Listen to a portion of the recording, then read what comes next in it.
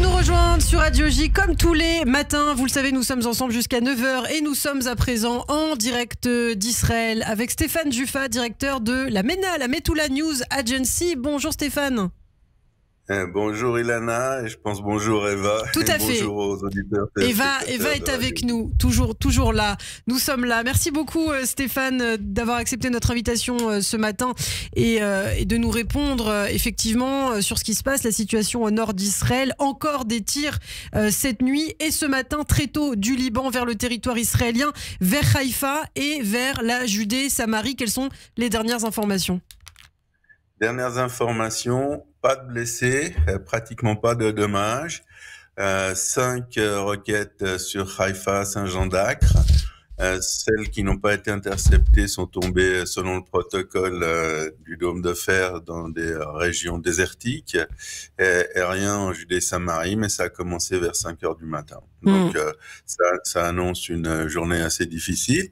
Et puis de son côté, Tsahal a attaqué plus de 200 sites, particulièrement les sites de tir des drones, Ilana. C'est les drones qui nous ennuient. Effectivement, Tsahal qui a localisé aussi ce dépôt d'argent, 500 millions de dollars en or et en espèces de Hassan Nasrallah. C'est énorme, hein, Stéphane.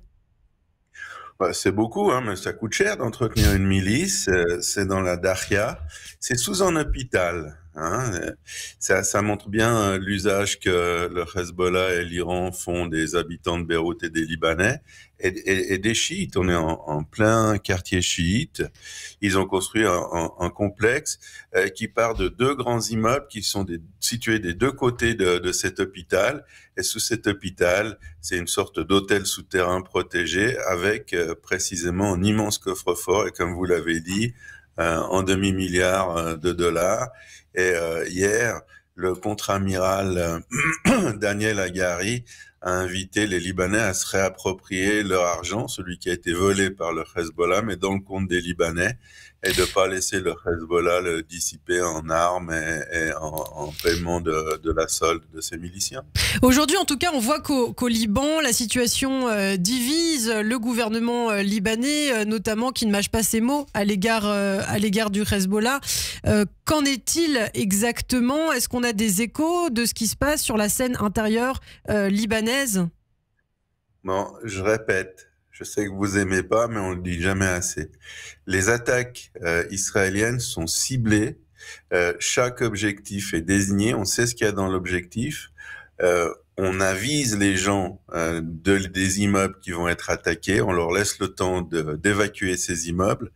Tous ces immeubles, tous les sites sont situés dans la zone chiite du Liban et dans la zone chiite de Beyrouth.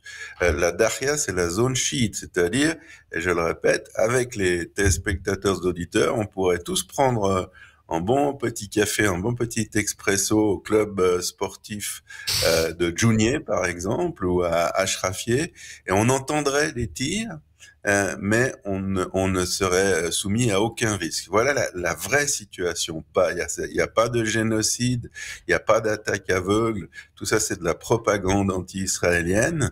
Mais justement, ma question, elle est dans le sens que les Libanais, le gouvernement libanais, le peuple libanais en a marre aussi de ce qui se passe dans leur pays, de ces terroristes qui finalement prennent en otage, entre guillemets, leur territoire.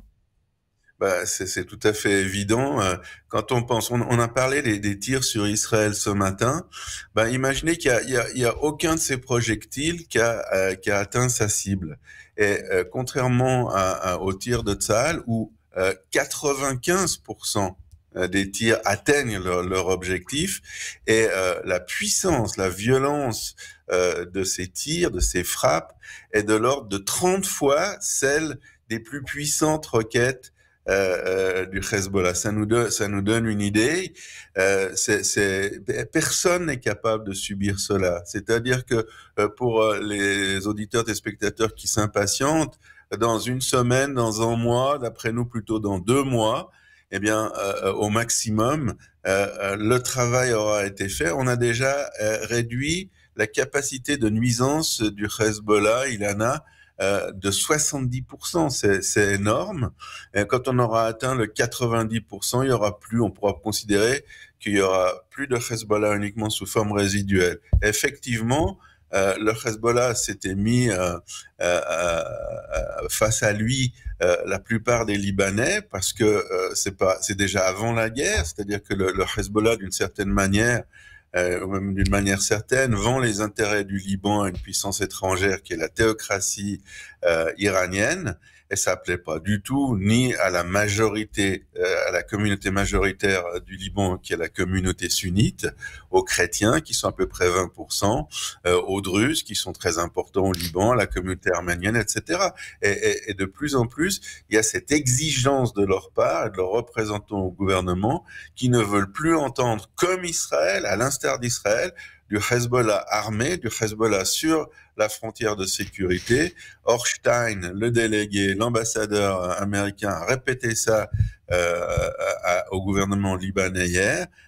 La résolution 1701 dont on parle depuis des années à la MENA ne suffit pas. Il faut donc désarmer le Hezbollah, l'éloigner de la frontière et éloigner également, et c'est la nouvelle exigence des Américains, éloigner l'Iran du Liban. On veut que de manière durable, les Libanais et les Israéliens puissent vivre une vie normale. Et c'est pour ça que Tsahal est actuellement au Liban, notamment. Et ça, c'est important de le dire. Eva, pour Stéphane.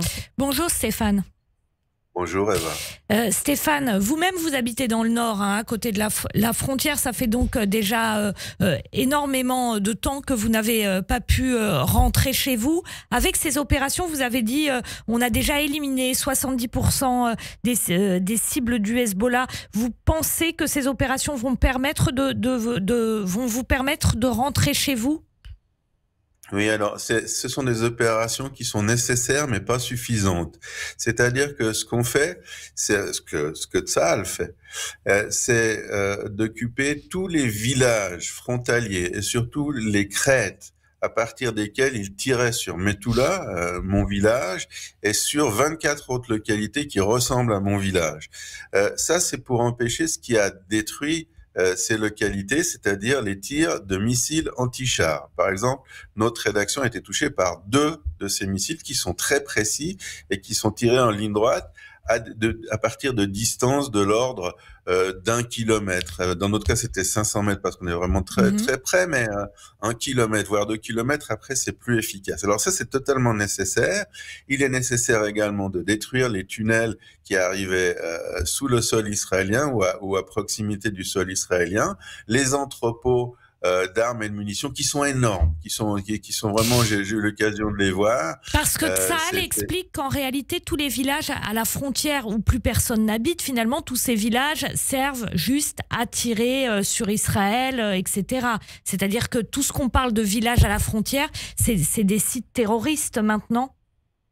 Aujourd'hui, Eva, mais pendant des années, depuis 2006, c'était des maisons civiles, et dans chaque maison civile frontalière, et ça aussi il faut que les auditeurs téléspectateurs nous entendent, dans chaque maison qui était partiellement construite en béton, il y avait un entrepôt d'armes et de munitions dans les villages chiites.